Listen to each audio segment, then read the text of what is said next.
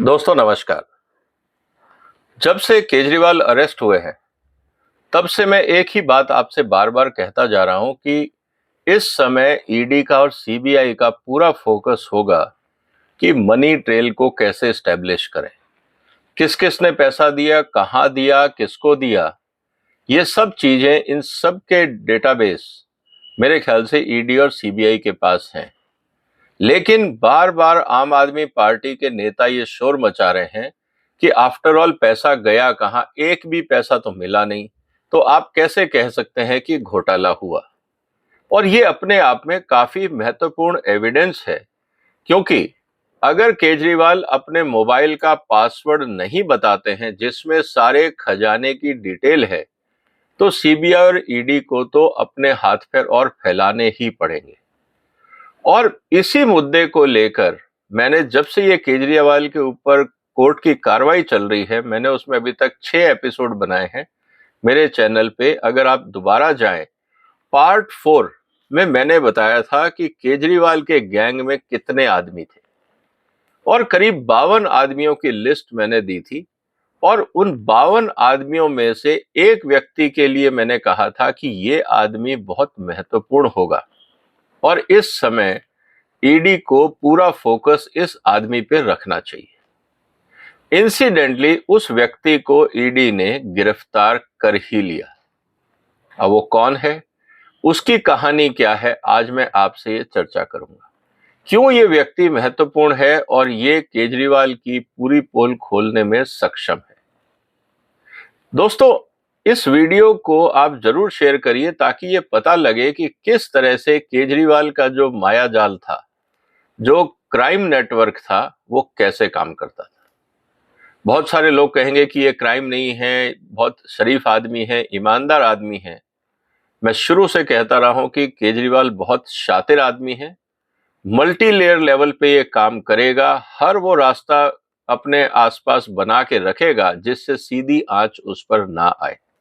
और जो इसके पास जो इंफॉर्मेशन और डेटा है, उसको इसने अपने मोबाइल फोन में एन्क्रिप्शन करके, पासवर्ड लगा के सेव करके रखा हुआ है। और इसको ये पता है कि पासवर्ड नहीं दूंगा जब तक मेरे की मजबूरी ना हो जाए। और अब सवाल इस बात का है कि केजरीवाल के खिलाफ ईडी को कौन सा बड़ा सबूत मिला है। आज इसकी चर्चा, और फिर देखेंगे कि इसका इम्प्लीकेशन क्या है। साउथ ग्रुप ने यह कहा है कि हमने 100 करोड़ रुपए केजरीवाल को दिए, और साथ में सीबीआई और ईडी ने एस्टेब्लिश कर लिया कि करीब 45 करोड़ रुपए हैं जो गोवा इलेक्शन में लगे। अब मेरा पहला सवाल आपसे ये है, बाकी 55 करोड़ कहां गए, किसकी जेब में गए? क्या आम आदमी के नेताओं ने अपने पर्सनल अकाउंट में डाले, उससे एसेट्स खरीदे, या कहीं और इस्तेमाल किया? ये भी अपने आप में एक जांच का विषय है। अब सबसे इंपॉर्टेंट सवाल यह है कि 45 करोड़ कहां गए। मुझे लगता है वो 45 करोड़ की ट्रैकिंग भी ईडी और सीबीआई अब आसानी से कर लेगी। जैसा मैंने अपने वीडियोस में शुरू से आपको कहा है कि कोई भी क्रिमिनल अकेले काम नहीं करता है, और खासकर जब इतना बड़ा घोटाला हो तो इसमें कई राजदार होंगे। एक होगा ऊपर का ग्रुप, जिसमें आप कविता, केजरीवाल, मनीष सिसोदिया, संजय सिंह जैसे लोगों को एक साथ बैठा सकते हैं, क्योंकि ये टॉप ऑफ द लेयर है। इसके बाद इन सब के अपने अपने पर्सनल स्टाफ होंगे, जैसा हमने देखा बुच्ची बाबू कविता का, विजय नायर केजरीवाल का, इसी तरह सिसोदिया के साथ सी अरविंद, और उस तरफ संजय सिंह के पास उनके अपने त्यागी एंड अदर लोग, उसके गैंग के लोग थे। ये लोग डायरेक्ट बॉस तक आने नहीं देंगे, ये अपने नीचे भी एक लेयर और बनाएंगे ताकि वो लोग उन लोगों के साथ डील कर सकें जिसको एक्चुअली काम करना है। और इस पूरे नेटवर्क में विजय नायर के नीचे जो आदमी था, जो कैश हैंडल करता रहा केजरीवाल के इंस्ट्रक्शन पे, उस व्यक्ति का नाम है चन्नप्रीत। इस बात को ध्यान रखिएगा। ये चन्नप्रीत कौन है, इसका बैकग्राउंड थोड़ा सा समझना होगा। देखिए, गोवा इलेक्शन के लिए आम आदमी पार्टी ने एक कंपनी को हायर किया था, उसका नाम था चैरियट प्रोडक्शंस, जो वहां के कैंपेन और सारी चीजें देखती थी। अब कोई भी कंपनी अगर सर्विसेज देती है तो उसको पैसा मिलेगा। अब पैसा मिलेगा तो किस रूप में मिलेगा? कैश के रूप में या चेक के रूप में या हाइब्रिड मॉडल में, मतलब कुछ कैश और कुछ बैंक के थ्रू या चेक के थ्रू। तो प्रोडक्शन हाउस को यह कहा गया कि आपको सारा पैसा बैंक के माध्यम से नहीं मिलेगा, आपको कैश भी मिलेगा। अब कैश हैंडलिंग का मतलब यह है कि आपको कोई ना कोई तो एजेंसी चाहिए। अब सवाल इस बात का है कि जब चुनाव होता है तो एमएलए को भी खर्चा करना है। अब एमएलए का खर्चा कौन उठाएगा? अब एमएलए पैसे लेके क्या करेगा? उसको प्रोडक्शन कंपनी को भी देना है। तो कहने का मतलब यह है कि इस पूरे घटनाक्रम में एक कंपनी जिसका नाम है चैरियट प्रोडक्शन, वो एक फ्रंट के रूप में केजरीवाल के लिए सारा अरेंजमेंट करते थे, चाहे वो रैली हो, पोस्टर्स हो, बाकी कैंपेनिंग हो, ये सारा काम उनका था। और साथ ही साथ एमएलएज को जो भी अपने क्षेत्र में खर्चे के लिए जो पैसा चाहिए होता था वो भी इसके माध्यम से दिया जाता था। अब वहां कौन था? उसका मालिक और उस मालिक के कुछ खास अपने एम्प्लॉइज। उस मालिक के जो एम्प्लॉइज थे उसमें एक खास नाम था चंद्रप्रीत का। ये चंद्रप्रीत जब प्रोडक्शन हाउस में था, चैरियट प्रोडक्शन में, तो आम आदमी का कैंपेन हैंडल करता था। लेकिन क्योंकि काम बहुत बड़ा था, फुल टाइम था, तो इस आदमी को चैरियट प्रोडक्शन से निकाला गया और इसने क्लेम किया कि ये मैं अब फ्रीलांसर की तरह काम कर रहा हूं। लेकिन फ्रीलांसर तो कागज पे। अल्टीमेटली इस व्यक्ति को 4 जगह से पेमेंट मिलता था। एक मिलता था चैरियट से कैंपेनिंग का कोऑर्डिनेशन के लिए। दूसरा, इस व्यक्ति को पैसा मिलता था आम आदमी पार्टी से। वहां से बकायदा इसको रेगुलर मंथली सैलरी मिलती थी, क्योंकि उसको भी आम आदमी पार्टी को भी जस्टिफाई करना है कि भाई आदमी कौन है, कैसे हैंडल करेगा, तो उसको एक लोकल स्टैंडी जरूरी है। तीसरा, इस व्यक्ति को पैसा मिलता था जो विजय नायर की कंपनी थी उससे, और वो जो कंपनी थी वो इसको मंथली पेमेंट करती थी। तो इसका हो गया तीसरा हिसाब किताब। इसके अलावा ये व्यक्ति कोऑर्डिनेट करता था विजय नायर और दुर्गेश पाठक से, जो दिल्ली का एमएलए है। और दुर्गेश पाठक केजरीवाल का खास आदमी है और दूसरी तरफ विजय नायर केजरीवाल का खास आदमी।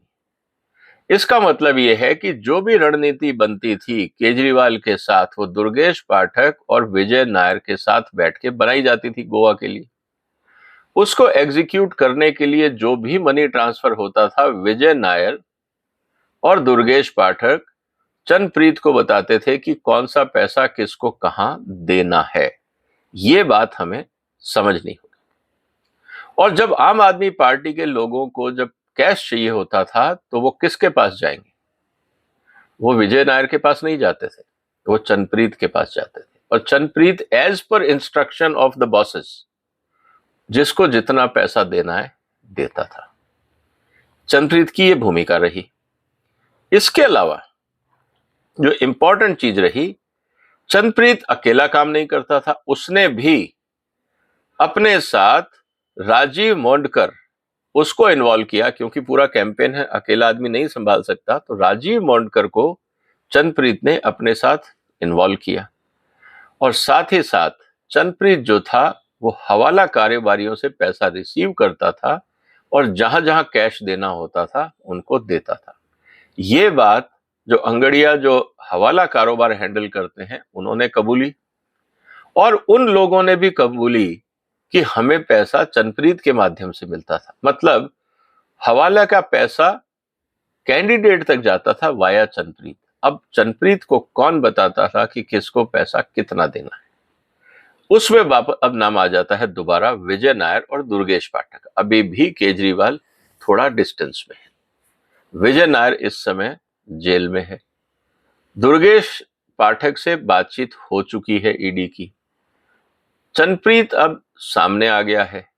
अब चंद्रप्रीत और विजय नायर और केजरीवाल तीनों जेल में हैं। अब कॉल रिकॉर्ड से ये पता लगेगा, बाकी डिटेल से ये पता लगेगा कि कौन किसको कितना इंस्ट्रक्शन देता रहा। और हिसाब से करीब 17.38 करोड़ रुपए चंद्रप्रीत ने हवाला कारोबारियों से रिसीव किए और डिस्ट्रीब्यूट किए। इसका रिकॉर्ड उनके पास है, और साथ ही साथ जिस व्यक्ति को चंद्रप्रीत लेके आया था, राजीव मोंडकर, उसने करीब 27 करोड़ रुपए के आसपास अरेंज किए, मतलब कलेक्ट किए अंगड़ियों से या हवाला कारोबारियों से, और आम आदमी पार्टी में जहां जहां बांटने थे वहां बांटे गए। तो ये पूरी कारोबारी जो दुनिया थी, जो चंद्रप्रीत चला रहा था, वो ये रहा। इसके अलावा अब बार बार ये कहना कि साहब इसका कोई लेना देना नहीं है, ईडी ने बहुत साफ कहा है कि देखिए ये आदमी पहले था चैरियट प्रोडक्शन का एम्प्लॉय, और जब गोवा कैंपेन का काम शुरू हुआ तब इस पूरे कारोबार के अंदर ये आम आदमी पार्टी से जुड़ा, इसको आम आदमी पार्टी ने सैलरी दी ऑन रिकॉर्ड, ताकि ये पता रहे कि ये आम आदमी का व्यक्ति है। इसी चंद्रप्रीत ने विज एस्पीक कम्युनिकेशन और पीआर लिमिटेड नाम की कंपनी से भी सैलरी ली, और विजय नायर की कंपनी जो ओएमएल थी उससे भी सैलरी ली। कहने का मतलब यह है कि चार चार जगह से चंद्रप्रीत को पैसा मिल रहा था। बात सही है, अगर उसको फ्रीलांसर बनना था तो उसको कई काम करने थे। जो जो लोग केजरीवाल के साथ और आम आदमी पार्टी के इस महाघोटाले में जुड़े, उन सब से चंद्रप्रीत ने अपनी अपनी फीस ली, क्योंकि सबके लिए वो काम कर रहा था। और कोई मना क्यों करेगा उसको, जब उसको पता है सबको कि भाई ये बॉस का आदमी है, केजरीवाल के लिए खास आदमी यही है, यही काम देगा, यही पेमेंट करेगा, यही पेमेंट रिसीव कर रहा है। तो मुझे बताइए कि कोई भी ठेकेदार, कोई भी दुकानदार, कोई भी व्यापारी ऐसे आदमी को क्यों नाराज करेगा कि कुछ चंद हजार रुपयों के लिए या कुछ लाख रुपयों के लिए, जब करोड़ों की डील होनी हो। तो इस बात को आपको समझना होगा कि चंद्रप्रीत बहुत सारे राज खोलेगा इस पूरे केस में। इसके अलावा एक और जो इंटरेस्टिंग बात है वो है कि इंडिया अहेड करके एक यूट्यूब चैनल था जिसके मालिक अरविंद सिंह को अरेस्ट कर लिया गया है ईडी के द्वारा, और वो ऑलरेडी जेल में है। उसने ये कहा कि भाई ये जो कंपनी है इंडिया अहेड, दिस इज को ओन्ड बाय अभिषेक बोइनपल्ली। अभिषेक बोइनपल्ली कौन है? अभिषेक बोइनपल्ली वो है जो इस पूरे घटनाक्रम में साउथ ग्रुप का रिप्रेजेंटेटिव है, जिसने पूरा का पूरा ये शराब घोटाले में साउथ ग्रुप की तरफ से एक इंपॉर्टेंट रोल प्ले किया। और उसने ये साफ कहा कि उसका अरविंद सिंह, देवांग सोलंकी और चंद्रप्रीत और प्रिंस कुमार, इन चार लोगों के साथ लेन देन था, क्योंकि देवांग सोलंकी ने करीब 7.1 करोड़ रुपए अरविंद सिंह से प्राप्त किए। अब अरविंद सिंह जो न्यूज चैनल चलाता है वो क्यों पैसे देगा? इंडिया अहेड के नाम से जो ये चैनल चलता था, this is owned by Gautam Motha, Abhishek Boinpalli. अब अभिषेक बोइनपल्ली ने साउथ ग्रुप का पैसा थ्रू इंडिया अहेड रूट किया, और इसमें वो पैसा गया वाया चंद्रप्रीत और पार्टी कामों में या कैंपेन में। तो अब आपको ये दोस्तों समझ में आया होगा कि किस तरह से अरविंद केजरीवाल ने मायाजाल बनाया और किस तरह से चंद्रप्रीत ने उस कैश के डिस्ट्रीब्यूशन की जिम्मेवारी ली या उसको दी गई। अब किसके कहने पे किसको कितना कैश दिया गया, अब ये जो खास बातें हैं ये तो चंद्रप्रीत के हिसाब किताब में होंगी। उसका कॉल रिकॉर्ड होगा, उसके बाकी कम्युनिकेशन होंगे, और मुझे लगता है कि चंद्रप्रीत को अब ये बात माननी पड़ेगी कि वो पूरे घटनाक्रम में शामिल था, क्योंकि हवाला कारोबारियों ने बताया कि उन्होंने इसको पैसा दिया, और इसने आगे पैसा दिया वहां के गोवा के एमएलए, जो आम आदमी के पार्टी के एमएलए थे, उन्होंने बताया कि चंद्रप्रीत ने पैसा दिया। तो दोनों तरफ से एक ही कॉमन नाम आ रहा है, चंद्रप्रीत। अब चंद्रप्रीत के लिए सवाल बहुत सिंपल है, किसके कहने पे कितना पैसा किसको दिया गया? पैसा आया, अब इसकी डिटेल में टेंशन की जरूरत नहीं है, लेकिन किसके कहने पे? क्योंकि आम आदमी का यह कहना है कि साहब एक भी पैसा नहीं मिला। बिल्कुल सही है, क्योंकि पैसा केजरीवाल मैनेज नहीं कर रहा था, सिसोदिया मैनेज नहीं कर रहा था, पैसा मैनेज कर रहा था चंद्रप्रीत। और चंद्रप्रीत के पास ये भी देखना पड़ेगा कि क्या उसने उस पैसे से कुछ अपने एसेट्स बनाए, क्या उसके बैंक बैलेंस में इसका कहीं रिफ्लेक्शन है, कहीं और ट्रांजैक्शंस की है, किसी 5 स्टार होटल्स में वो रहा है अपनी हैसियत से ज्यादा, और वहां का पेमेंट किसने किया। बहुत सारी तफ्तीश बाकी है। इसीलिए जो मैंने वीडियो बनाया था कि कितने आदमी थे केजरीवाल के एक भ्रष्टाचार गैंग में, उसमें से एक किंग पिन या एक जो से मैं कह सकता हूं कि इंपॉर्टेंट जो कड़ी है वो चंद्रप्रीत सिंह है। अब देखते हैं और क्या राज ये निकालेगा। बहुत कुछ उगलना बाकी है। अगली तारीख से पहले मुझे लगता है सीबीआई और ईडी जिस रफ्तार में आगे बढ़ रही हैं, हो सकता है कुछ और इंटरेस्टिंग खुलासे कोर्ट में हो, क्योंकि बेल एप्लीकेशन पे अभी सुनवाई हो रही है और 2 हफ्ते का टाइम दिया है। 29 तारीख वाला जो हफ्ता है उसमें सुनवाई होगी और अभी तो काफी टाइम है। हो सकता है कई और महत्वपूर्ण कड़ियां सामने आए। बने रहिए आप मेरे साथ, हम इन कड़ियों की डिटेल में विवेचना करेंगे। इस वीडियो को शेयर करिए, इस चैनल को सब्सक्राइब करिए। फिर मुलाकात होगी एक और महत्वपूर्ण मुद्दे के साथ। तब तक वंदे मातरम।